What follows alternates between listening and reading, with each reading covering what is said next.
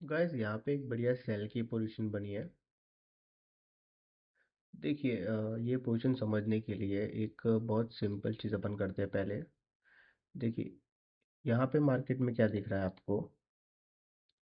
Market यहाँ से एक बाइंग मोमेंटम में गया, ऊपर की साइड आया, फिर मार्केट ने एक फ्लैग पैटर्न बनाया है। अब ये फ्लैग पैटर्न बनने के बाद देखिए मार्केट ने क्या किया कि मल्टीपल टाइम जब इस जोन से रिजेक्शन आ रहा था ना, तब मेरे को यहाँ पे मैं ये फ्लैग पैटर्न पे राइट नाउ श्योर नहीं था कि भाई मेरे को बाइंग की साइड जाना चाहिए या सेलिंग की साइड जाना चाहिए, क्योंकि either side breakout can lead to new high और न्यू लो। तो ये जो जोन है यहाँ से मेरा था कि अगर मार्केट ने नीचे की साइड ब्रेकआउट दिया तो मार्केट नीचे की साइड अच्छा जा सकता है, या इन केस मार्केट ने ऊपर की साइड ब्रेकआउट दिया तो मैं ये जोन के ऊपर फिर बाइंग प्लान करूँगा। तो हुआ क्या मार्केट में, अभी देखिए आप एक बार ये जोन की तरफ आइए, यहाँ पे आप आवरली टाइम फ्रेम पे देखेंगे तो ये कैंडल को देखिए। ये कैंडल में सेलिंग की टेंडेंसी बहुत ज़्यादा आई थी और उसके बाद एक बढ़िया सेलिंग का वॉल्यूम मोमेंटम आया था। फिर मार्केट ने क्या किया, इस जोन पे थोड़ा होल्ड करने का ट्राई किया, बट रिजेक्शन दे देता मार्केट, फिर एक वॉल्यूम सेलिंग की तरफ कैंडल अभी बनाना स्टार्ट कर चुका है। तो मार्केट के कैंडल बनाने से पहले देखिए जैसे अभी ये कैंडल पूरी क्लोज नहीं हुई है बट फिर भी, सॉरी बराबर में आते वापस, ये कैंडल अभी पूरी क्लोज नहीं हुई है बट फिर भी मैंने इसमें सेलिंग के लिए क्यों घुसा हूँ, क्योंकि देखिए एक ना ऑलरेडी एक अच्छा सपोर्ट जोन मार्केट यहाँ बना रहा था इस पॉइंट पे, यहाँ पे और यहाँ पे। अब हुआ क्या मार्केट में कि ये 9 EMA को टच कर रहा है, ये 15 EMA को टच कर रहा है, बट उसके बाद भी वॉल्यूम बाइंग देखने को मिल नहीं रही है, या तो स्टेबिलिटी मार्केट में देखने को मिल नहीं रही है। Market back to back selling की साइड वॉल्यूम बनाता जा रहा है जैसे आपको यहाँ देखने को मिल रहा है। अब देखिए एक चीज़ यहाँ पे हम नोट करते हैं कि जब हम 15 मिनट कैंडल पे आते हैं तो 15 मिनट कैंडल पे इनिशियल लेवल पे अगर आप देखें तो इस जोन को एक सपोर्ट जोन की तरह एक्ट करना चाहिए था, मतलब जब भी मार्केट ये जोन को टच करे तो एक बढ़िया बाइंग की मोमेंटम दिखाए। ठीक है, पॉसिबल है कि मार्केट ने यहाँ पे एक एक सेकेंड पॉसिबल है कि मार्केट ने यहाँ पे एक फेक ब्रेक डाउन दिया है और मार्केट अच्छे खासे नीचे की साइड जा सकता है। बट आप अगर एक बार 5 मिनट कैंडल पे आओगे ना, तो यहाँ पे आप एक और चीज़ नोट कर सकते हो कि मार्केट को अगर फेक ब्रेकआउट देना होता तो मार्केट बहुत स्पीड में डाउन की तरफ जाता और इनिशियल लेवल पे ही ऊपर आ जाता। बट ये सेलिंग में भी होल्ड कर रहा है डाउन की साइड, तो चांसेस कम है कि मार्केट यहाँ पे एक फेक ब्रेकडाउन देगा। वॉल्यूम भी मेरे को सेलिंग की साइड ज़्यादा दिख रही है आती हुई। तो तो आप यहाँ पे एक और चीज़ देखिए कि अगर आप 5 मिनट कैंडल 1 मिनट कैंडल पे आते हैं 1 मिनट के टाइम फ्रेम पे, तो आप यहाँ पे एक और चीज़ देखिए। ये जोन से अगर मैं एक ऐसा चैनल बनाऊं तो ये lower side V channel breakdown है। अब इसके ब्रेकडाउन होने के बाद 915 EMA पे क्या आ रहा है, मल्टीपल टाइम रिजेक्शन आ रहा है। देखिए जैसे यहाँ पे आया, जैसे यहाँ से मार्केट ने एक बढ़िया रिजेक्शन इनिशिएट किया, उसके बाद मार्केट ने यहाँ पे फिर एक बढ़िया रिजेक्शन दिखाया। तो बार बार मार्केट यहाँ पे सेलिंग को डोमिनेट कर रहा है। जब सेलिंग शो कर रहा है बार बार, तो हम यहाँ पे सेलिंग का एक अच्छा प्लान करके आगे की तरफ हम अपना व्यू बना सकते हैं। तो अब मेरे को यहाँ पे पोजीशन कहाँ मिली, जब मार्केट ने ये ब्रेकडाउन दिया और इस पॉइंट पे 915 कैंडल बनाया, मैंने यहाँ पे अपनी पोजीशन शॉर्ट करना चालू किया। मैं इनिशियल बेसिस पे 10 लॉट करने वाला था, पर मैंने 5 5 लॉट करके डिवाइड किया। मैं एक्चुअली एक बार जब मार्केट ऊपर गया तब मैंने 5 किया, फिर जैसे रिजेक्शन फास्ट आ रहा था तो मैंने फिर से 5 बहुत स्पीड में दोबारा एक और 5 क्वांटिटी सेल कर दी। अब देखिए मेरा पॉइंट क्या है, मार्केट लोअर साइड में एक अच्छा ब्रेकडाउन दिखा सकता है, जो आप अभी समझ ही गए होंगे इस इतने एक्सप्लेनेशन के बाद। तो मेरा पॉइंट ये है कि अगर मैं 10 लॉट ट्रेड कर रहा हूँ मार्केट में, अगर मैं 10 लॉट ट्रेड कर रहा हूँ तो मेरा स्टॉप लॉस और टारगेट कितना होना चाहिए। अभी तक मैंने कुछ भी नहीं रखा है क्योंकि ये फ्रेश पोजीशन है, पर अगर मेरे को रखना हुआ स्टॉप लॉस तो भी मैं ये जोन तक रखूंगा। उसका रीज़न क्या है कि देखिए ये जो जोन है ना मार्केट का, यहाँ से बाइंग इनिशिएट होने की चांसेस अच्छी खासी है। पॉसिबल है कि मार्केट यहाँ से एक बाइंग मोमेंटम शो करे। अब मैं नहीं चाहता कि मार्केट ऐसा करे कि अच्छा खासा मेरे जोन तक आए फिर यहीं से रिट्रेस कर जाए। मेरे को एक ऐसा जोन रखना पड़ेगा जिसके लिए मैं 100% श्योर हूँ कि एटलीस्ट मार्केट यहाँ तक तो गिरेगा ही।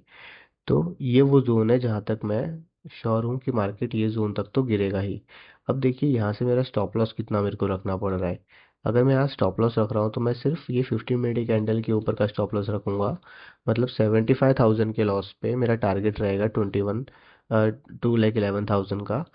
तो भी स्टॉप लॉस और टारगेट में अगर मैं यहाँ पे एक बनाऊं पोजीशन, तो ये एटलीस्ट 1:2 तो होना ही चाहिए। 1:2.7 है। 2.6 है, मतलब 1:2.7 तक का है ही ऑलरेडी। तो मेरे को ऑलरेडी रिस्क रिवॉर्ड यहाँ पे एक अच्छा मिल रहा है। तो फिर मैं ये ट्रेड को क्यों मतलब एक ज़्यादा ग्रीड रख के लंबा टारगेट रखूँ जिसमें मैं थोड़ा श्योर हूँ। अगर मार्केट सीधा फॉल करता है तो हो सकता है कि मैं टारगेट ट्रेल करता जाऊँ, मतलब थोड़ा थोड़ा नीचे करता जाऊँ, फिर रिट्रेसमेंट पे बुक कर लूँ। पर अभी ये जो सिनेरियो मेरे को दिख रहा है उसके हिसाब से ये मेरा टारगेट और स्टॉप लॉस यहाँ पे बढ़िया है। इसमें भी मैं सेम टारगेट और स्टॉप लॉस लगाऊंगा। ये मेरा स्टॉप लॉस रहेगा 83,000 का, और इसके लिए टारगेट रहेगा 2 लाख का। ये थोड़ा ऊपर पोजीशन बनी है इसलिए आपको इतना शो हो रहा है। चलिए मैं इसको यहाँ तक का, ओ सॉरी, यहाँ तक का कर देता हूँ। मतलब कुछ भी हो मैं 1:2.7 तो लेके जाऊंगा। अब देखते हैं ये ट्रेड आते ही प्रॉफिट में, मतलब एक बार भी लॉस नहीं दिखाया है। तो देखते हैं ये ट्रेड मेरे को कितना अच्छा रिजल्ट देता है। ट्रेड क्लियर था। यहाँ पे मल्टीपल बाइंग बन रही थी, यहाँ पे बनी, यहाँ पे बनी, यहाँ पे बनी। ये मतलब 1, 2, 3 और ये 4 टाइम सपोर्ट बनाने के बाद फिफ्थ टाइम में ब्रेकआउट दे रहा है। मुझे ये ब्रेकआउट कैप्चर करना है, सिंपल। और कोई इसमें मेरा सेकंड थॉट नहीं था ये ट्रेड प्लान करने का। लगभग टारगेट हिट होने वाला है, लगभग मतलब 480 पॉइंट का टारगेट है, 200 पॉइंट्स अभी बचे हैं। बहुत स्पीडली ये हिट कर भी जाएगा। दोनों में टारगेट और स्टॉप लॉस लगे हुए हैं, जो लगे हैं उसको लगे रहने देते हैं। 7,000, 7,000, 14,300 का अपना कमीशन ऑलरेडी लग चुका है। चलिए वेट करते हैं, मेरे को पता है ये फटाफट ट्रेड टारगेट दे जाएगा। देखिए इसमें चीज़ कैसी है ना कि यहाँ से ना लोगों को ये समझना चाहिए कि अगर आप कोई भी ट्रेड इनिशिएट कर रहे हो, ठीक है, तो उसमें आपका कॉन्फिडेंस लेवल कितना है। मेरा ये कॉन्फिडेंस बिल्डअप कहाँ हुआ जब मेरे को मल्टीपल सेलिंग का पॉइंट्स, यहाँ पे मैं बाइंग का था, ऐसा नहीं कि मैं यहाँ पे बाइंग करना था, मैं भी वेट कर रहा था कि ये ट्रेंड लाइन ब्रेक होगी तो मैं बाई की साइड जाऊंगा। बट उससे पहले मेरे को सेलिंग का पोटेंशियल काफ़ी ज़्यादा दिखा मार्केट में। और जब मुझे पोटेंशियल दिखा है तो मेरे को फिर शॉर्ट पोजीशन बनानी ही पड़ी, मेरे रूल्स एंड रेगुलेशंस को ध्यान में रखते हुए। तो ये पोजीशन को हम होल्ड करते हैं, और इस पोजीशन में हम होपफुली अच्छा एक टारगेट बुक करेंगे। चलिए वेट एंड वॉच की सिचुएशन है, वेट करते हैं।